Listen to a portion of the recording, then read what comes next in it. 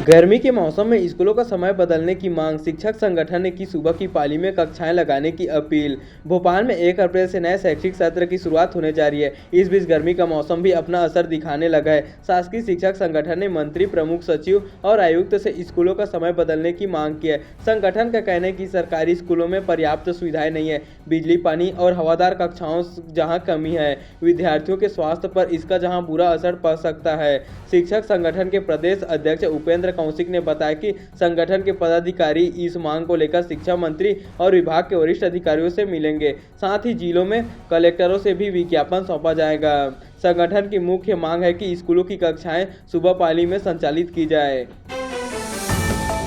देश की माटी के वीर सपूत भगत सिंह, राजगुरु और सुखदेव के 94वें शहादत दिवस पर उन्हें अनोखी श्रद्धांजलि दी जाएगी। संवेदना 2 नामक मेगा रक्त अभियान के तहत 4 दिन में 1.5 लाख यूनिट रक्त एकत्रित कर विश्व का नया रिकॉर्ड बनाने का लक्ष्य रखा गया है। यह ऐतिहासिक अभियान national integrated forum of artist and activists, national integrated medical association और भारतीय रेड क्रॉस सोसाइटी के आयुक्त प्रयास से आयोजित की जा रही है। इस पहल में देश भर के 2400 ब्लड बैंक शामिल होंगे, जो 28 से 31 मार्च तक रक्तदान शिविरों का आयोजन करेंगे।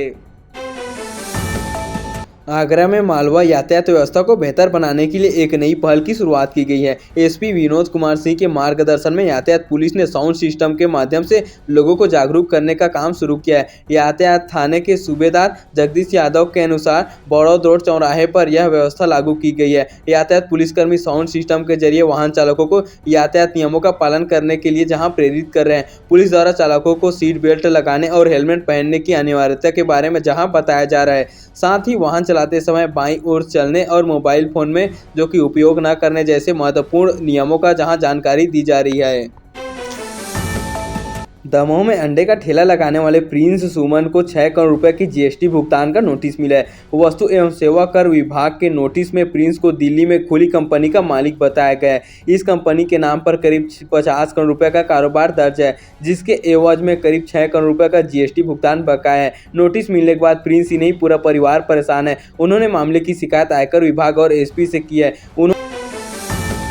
मध्य प्रदेश में गर्मी के इस सीजन में पहली बार 7 शहरों में दिन का तापमान 40 डिग्री के पार पहुंच गया है।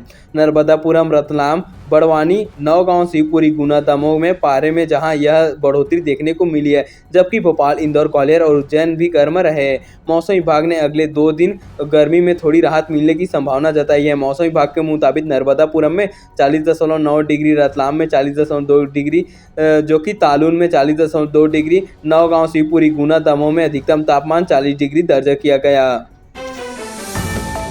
भोपाल में करीब 4 महीने बाद जो कि भोपाल जिला पंचायत की मीटिंग हो रही है। बैठक की शुरुआत होते ही सीओ ईला तिवारी ने मीडिया को हॉल से बाहर जाने को कहा। इस पर अध्यक्ष, उपाध्यक्ष और सदस्यों ने आपत्ति ली। कहा कि मीडिया को यहीं बैठने दिया जाना चाहिए, जनता को भी पता चले कि बैठक में क्या बात हुई है।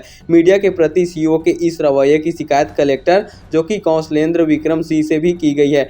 इधर उपाध्यक्ष मोहन सिंह जाट और सदस्य विनय मेहर ने उन अधिकारियों के बारे में जानकारी ली जिनके जिला अधिकारी बैठक में नहीं पहुंचे थे। उन अधिकारियों को हॉल से बाहर जाने को जहां कहा गया।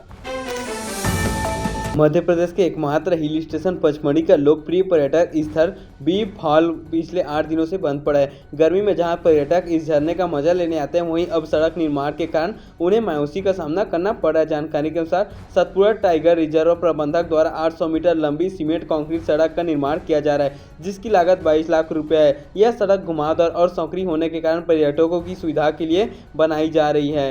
एसटीआर के सहायक संचालक संजीव शर्मा ने बताया कि 30 मार्च तक मार्ग को खोलने का लक्ष्य रखा गया है।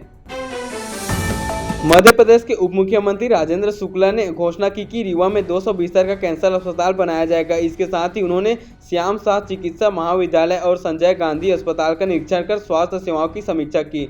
डिप्टी सीएम ने 35 करोड़ की लागत से बन रहे सुपर स्पेशलिटी बिस्तर भवन और डॉक्टर्स क्वार्टर्स के निर्माण कार्य की समीक्षा की। उन्होंने कहा कि सभी कार्यों को जल्द पूरा किया जाए ताकि मरीजों को स्वास्थ्य सेवा जो कि मिल सके।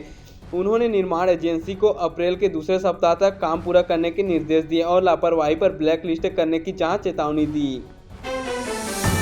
भीड़ में नेशनल हाईवे 719 को 6 लेन में बदलने की मांग को लेकर संतों के नेतृत्व में निकाली जाने वाली जन जागरण धर्म यात्रा की शुरुआत गुरुवार सुबह से हो गई है।